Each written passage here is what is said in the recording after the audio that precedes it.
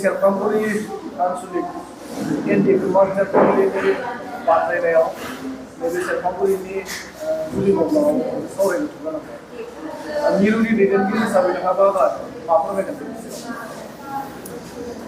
गिबियावनो खुलुमबाय नोंथांमोननिसिम। दिनैनि बे सेरफांगुरि आनसलिक मार्टार्स एस'सिएशननि दैदेननायाव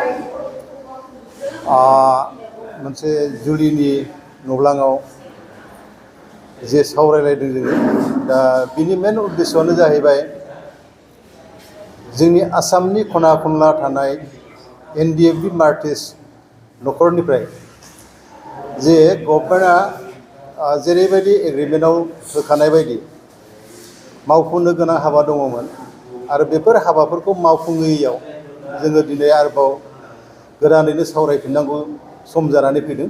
मानो होनोब्ला जोङो थांनाय गोबां समनिफ्रायनो जोङो गोबां रोखोम सावरायबोबाय गभर्नमेन्टनि सायाव आरो गभर्नमेन्टजोंबो जोङो रायज्लायाखै नङा, रायज्लायबाय बिटिआर गभर्नमेन्टजों। नाथाय दिनै रायज्लायसेयावबो बिथांमोना जोंनि जे बिथांमोननि जे होखानाय रादाय एबा जे माबायाव लिरखानाय बेबादि हिसाबै बिथांमोना मावफुंना होयैयाव जोङो आरोबाव दुखु फोरमायदों दिनैनि बे जथुम्मानि गेजेरजों जे बिथांमोना जोंनि एनडिएफबि थैनाय न'खरफोराव जेयानाखि रादाय होखाजानाय बायदि 5 लाख अनसुंथाइ आरो थैनाय न'खरफोरनि जे साखरि होनो होननानै बिथांमोना गले गले बुंबाय थादोंमोन। स्वयं जोंनि हाग्रा बिफाननि एम फेरेंगा बसुमतारी सार बिथाङा गावनो बुंदों, गावनि खुगाजों खुदनो, जेब्लानाखि बिटिआर एकर्ड जादों बे एकर्डनि उनावबो आरो एकर्डनि सिगाङावबो बिथांमोना बारे बार बुंदों जे जोंनि जे बड'लेण्ड सोरजिनो थांनायाव जोंनि एनडिएफबि दुखुथिया न'खरनो जोंनि गभर्नमेन्ट फैनाय लोगो लोगो जोङो मोनफ्रोमबो थैनाय न'खराव जोङो मोनफा मोनफा साखरि होगोन होननानै आं दिनै बे नब्लाङांनिफ्रायनो नोंथांमोननो प्रमिस लानानै रादाय होनाय जाबाय होननानै। नाथाय दिनै जोङो नुनो मोनबाय जे बिथांमोननि गभर्नमेन्टआ फैयै फैयै 5 बोसोरानो जोबनोसै। 5 बोसोर जोबनो थाखाय दिनै आरो बेसेबां दिन दंबावो, बेसेबां सान दंबावो, मात्र 4 मासल'सै, नंगौना नङा? दा बे 4 मासनि गेजेराव बिथांमोना साखरिनि खोथाखौथ' दोनथ'दो, जे मुंख्लं न'खरा जे 5 लाख थाखा मोननांगौ अनसुंथाइ बेखिनिखौबो बिथांमोना दिनैसिमाव होजोबनो हायाखै। जोंनि हिसाबाव दङ 3111 जन मुंख्लं। दा बिनि गेजेराव बिथांमोना बे मथा मथि 5 बोसोरानो जोबलांबाय नै। दा 5 बोसोरनि गेजेराव जुदि 4 बोसोर 6 मासनि गेजेराव जुदि बिथांमोना 400नि एसेल' बारा होनो हादों, अब्ला बे 3111 जनखौ होनो थाखाय बिथांमोननो बेसेबां बोसोर सम नांगोन, नंगौना नङा? आरो थांनाय जे दिल्लीयाव जे बड'लेण्ड महोत्सब जानानै थांबाय, बे महोत्सबनि गेजेराव मानगोनां प्रधान मन्त्रि नरेन्द्र मदि सारा स्पष्ट भाबै बुंदों जे बिटिआर गभर्नमेन्टआव बिटिआरआ सान्ति सुक्तिया एनडिएफबिजों एकर्ड जाजानाय, नंगौना नङा? सान्ति सुक्ति एकर्ड जाजानाय, एग्रिमेन्ट जाजानाय। दा बे हिसाबै जोङो बिटिआर गभर्नमेन्टनो बोसोराव 1500 कोटि जोङो थाखा हरगासिनो दङ आरो स्टेट गभर्नमेन्टनिफ्राय 800 कोटि थाखा होगासिनो दङ। बेखौ बिथाङा स्पष्ट भाबै रायजो राजानि सिगाङाव बुंथिदों। नाथाय बे 1500 कोटि आरो 800 कोटिनि गेजेराव बिथांमोना बिटिआर गभर्नमेन्ट हिसाबै मा मावखो दिनैसिमाव, नंगौना नङा? जोंनि मुंख्लं न'खराव जे 5 लाख थाखा होनांगौ अनसुंथाइ जों साबसेनो होखो? आरो बे एनडिएफबि बिदा फंबाय गोथाङै थानाय बिथांमोना जे अनसुंथाइ महरै 4 लाख थाखा मोननांगौ, दा बिथांमोननो साबसेनो होखो? आरो नरेन्द्र मदि बिथां सारा बुंदों स्पष्टआवनो जे थैनाय मुंख्लं न'खरफोरनो जोङो 5 लाख थाखा गासैनोबो क्लियार होजोबनो हाबाय होननानै। होजोबनो हादोंना? आं दिनै बिटिआर गभर्नमेन्टआव सोंदों। थारैनो नरेन्द्र मदि सार, भारतनि प्राइम मिनिस्टार बिथां बुंनाय बायदि जे मुंख्लं न'खरनो बिथांमोना 5 लाख थाखा होजोबनो हादोंना? आरो होनो हायाखैब्ला मानि थाखाय होनो हायाखै? बेफोर थाखाखौ बिथांमोना बबेयाव खरस खालामदों, नंगौना नङा? आरो जायफ्रा एनडिएफबि बिदा फंबाय गोथाङै दङ, जे बिथांमोननि थांनानै थानायनि, बिथांमोननि जिउ राहा खुंनो थाखाय जे 4 लाख थाखा अनसुंथाइ होनांगौमोन, बे एमअएसआव लिरनाय दङ, दफायाव लिरनाय दङ क्लियार भाबै। दा बिथांमोना बे थाखानिफ्राय साबसेनो 4 लाख थाखा होनो हायाखै। बेखौबो आं मोनसे दिनै नोंथांमोननि मिडियानि थ्रुयै बिथांमोनाव सोंथि सोंदों। दा दुखुनांथाव बाथ्राया बेसो जे इसिबां थाखा कौटि कौटि थाखा बोसोराव फैसेयावबो बिथांमोना दिनैसिमाव मानो होनो हायाखै? जे जायगायाव एनडिएफबिनि थैनि बिनिमयजों सोरजिजानाय बे बिटिआरआ नंगौना नङा? बिटिआरआ एनडिएफबि बिदा फंबाय बे 34 इयार्स संग्रामनि मोनसे फिथाइ। नाथाय दिनै मा खालामदों बिटिआर गभर्नमेन्टआ, आसाम गभर्नमेन्टआ बेखौ मोनसे जोंखौ जास्ट मोनसे ट्रफि भरायनानै दोननाय बादिल' खामानि मावगासिनो दङ। जोंनि दुखुथिया मुंख्लं न'खरखौ दिनै बिटिआर गभर्नमेन्ट हिसाबै मोजाङै नायसनाखै, मोजाङै मान होआखै। जों बिथांमोनाव थाङोब्ला बिथांमोना जोंजों रायज्लायनो सम होआ जायो आरो बिथांमोनखौ लोगो मोननो जोङो बहुद खस्थ' खालामनांगौ जायो आरो गोबां खेब नाजानायनि गेजेरजों जों बिथांमोनजों रायज्लायदोंब्लाबो जोंनि समस्याफोरखौ समाधान खालामनो थाखाय बिथांमोना जोंखौ माने डन्ट केयार खालामनाय बायदिखौ जों नुनो मोनगासिनो दं दासिमाव। जायनि थाखाय जोङो बारे बार दा बिथांमोननि सायाव जोङो बाथ्रा बुंनांगौ जादों। जोंहा बाथ्रा बुंनांगौनि एसेबांनि गोनांथि गैयामोन, नंगौना नङा? दा आं खावलायगोन जेखिनि सम दङ बे सम थासान्दियावनो बिथांमोना गावसोरनि एग्रिमेन्टआव थानाय मथे जोंनि एनडिएफबि गोथाङै थानाय बिदा फंबायफोरनि जे मोननांगौ 4 लाख थाखा पेकेज बेखौबो थाबैनो बे 3-4 मासनि गेजेराव बिथांमोना होनांगौ आरो जाय मुंख्लं न'खर बे मुंख्लं न'खरावबो बिथांमोना 5 लाख थाखाखौ थाबैनो होजोबनो थाखाय बिथांमोना आखायाव लानांगौ आरो थैनाय न'खरफोराव जाय जेरेखम फरायनाय दङ, जाय जेरेखम माने डिग्रि लानाय दङ, बे फिसाफोरनो बिथांमोना 4 ग्रेड 3 ग्रेडआव साख्रियाव सोनानै होनो माने सेस्था लानांगौ आरो सोनानै होनांगौ दिनै बे 3-4 मासनि गेजेराव। खारन बिथांमोनहा मावनो थाखाय आरो बारा सम गैला। दा आं बेखौ बिथांमोनाव गुरैयै खावलायगोन आरो जों बावैसोनि समनि गेजेरावनो बे मासनि गेजेरावनो जोङो बिटिआरनि सिएम प्रमद बर' सारखौ जों लोगो हमगोन। बिथाङा लास्ट मा खोथा होयो जों बे हिसाबै बिथांनि खोथा मथे जों खामानिखौ मावनो थाखाय जोङो राजि दङ।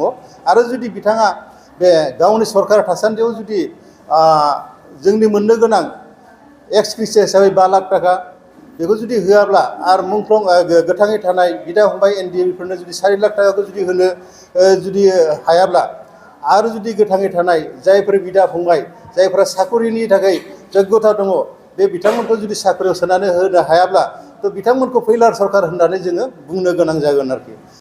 बेनि गेजेराव मोनसे सोंथि सोंगोन।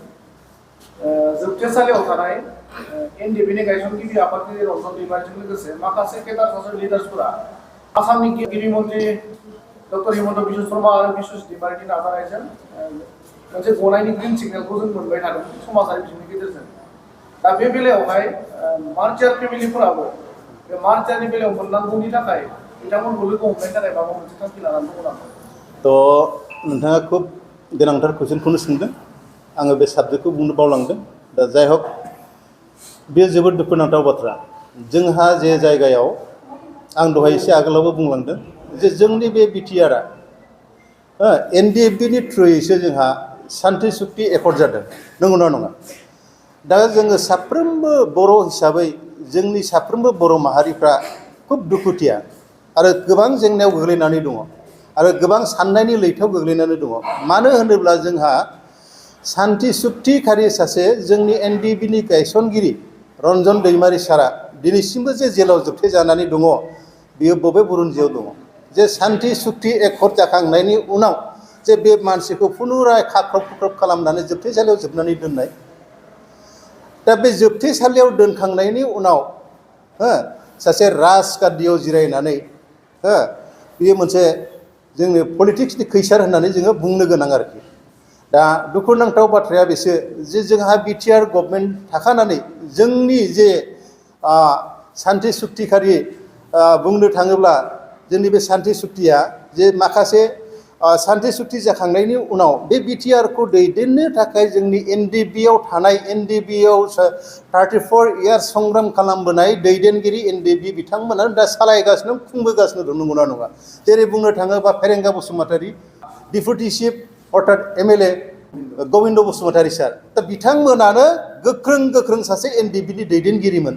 दा बिथांमोना गिबियावनो साननो गोनांमोन जे सान्थि सुक्ति जाखांनायनि उनाव बिथांमोननि गायसनगिरि जायानाखि रन्जन दैमारि सार बिथांखौ उदां अख्राङाव लाबोनांगौमोन आरो उदां अख्राङाव लाबोनानै दिनै गाव गावनि बिमा बिफा बिदा फंबाय गाव गावनि हारिजों जयै थानानै रुजु रुमु संसार जानो थाखाय बिथांमोना खाबु होनांगौमोन बा समाजखौ दैदेननो थाखाय खाबु होनांगौमोन बेयो जोंनि थाखाय मोनसे खुब दुर्भाग्यजनक आरो दा दिनै जोंनि बिटिआर गभर्नमेन्टआ जुदि जोंनि प्रशासना जोंनि सरकारानो जुदि दंखायोमोन जोंनि सरकारानो बिथांखौ बख'नायनि माबायाव नाजानांगौमोन नाथाय दिनै मानि थाखाय जोंनि सरकार थासेयावबो जोंनि एनडिएफबि बिदा फंबायफ्रा मानो थाखाय गोदानै आफाद सोरजिबावनो गोनां जाखो मानि थाखाय इउनाइटेड फराम अफ एक्स एनडिएफबि मुं लानानै दिनै आफाद दानो गोनां जाखो दा जों मोनथिनायाव जोंनि नुनायाव बिटिआर गभर्नमेन्टआ जोंनि एनडिएफबि बिदा फंबायफ्रा जे जेलाव जोबथे जानानै दङ बिथांमोनखौ उदां अख्राङाव लाबोनो थाखाय जोङो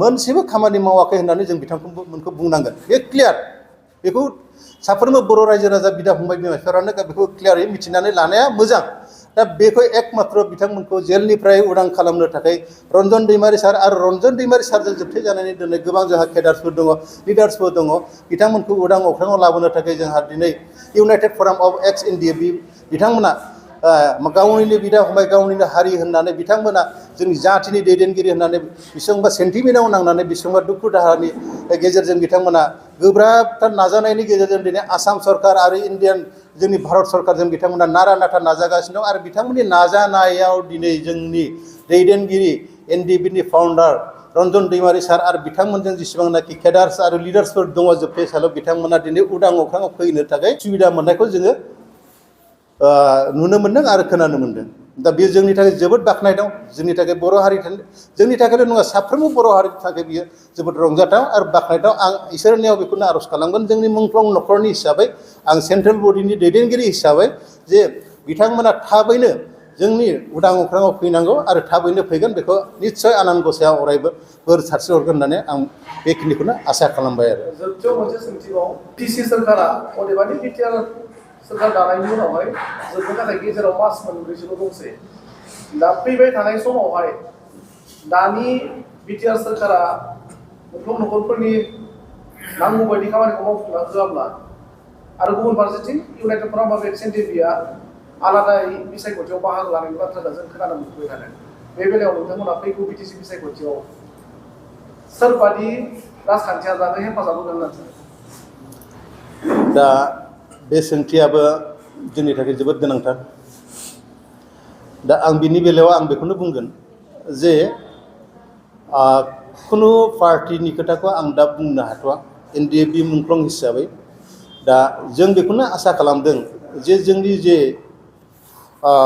जायफोर दैदेनगिरि पलिटिकेल पावाराव जायफोरा थानाय बा जायफोरा नाखि मोनफ्रोमबो गावबा गाव एंगेलजों पार्टी सोरजिनाय बा पार्टीनि दैदेनगिरि बिथांमोनखौ आं खावलायगोन जे बिथांमोना जाति हिसाबै जातिनि स्वार्थआव जे खामानि मावनांगौ जोंनि एकमात्र आं बेखौल' बुंगोन जोंनि जे एनडिएफबि बिदा फंबायफ्रा थाबैनो उदां अख्राङाव फैनांगौ आरो नेक्स्ट फैगौ जे 2022 मायथाइयाव जे जानो गोनां बिटिआर इलेक्सन बे बिटिआर इलेक्सनाव आङो बेखौनो आं क्लियारै बुंगोन खारन जोंहा दा 3-4 मासनि सम दंबावो जोङो दाबो जेबो सिद्धान्त लाथ'वाखै जोङो समनि गेजेराव जों सिन्था खालामगोन जे जों बबे दोलोजों जों सापर्ट होगोन जों बेखौ उनावहाय आं नोंथांमोननि सिगाङाव क्लियार खालामगोन आरो बिनि गेजेराव मोनसे दङ जे थांनाय 2023 जे मुंख्लं खाम्फा गायसननो थाखाय माबानि बाक्सा डिस्ट्रिक्टनि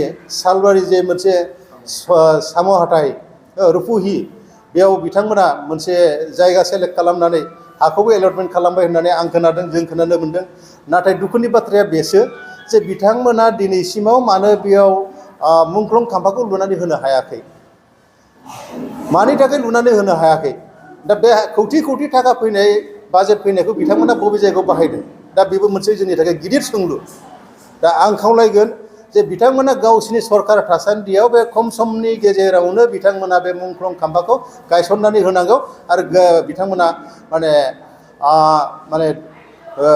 जोंनि जेखिनि अभाब अभियोग एनडिएफबि हिसाबै फैनाय हिसाबै बे अभाब अभियोगखौ पुरन खालामनानै होगोन होननानै आङो खावलायबाय दिनैनि दिनाव दा आं बेखिनिखौनो बिथांमोननिसिम खावलायनानै आं दिनै बेखिनियावनो दोनथ'नाय जाहैबाय खुलुमबाय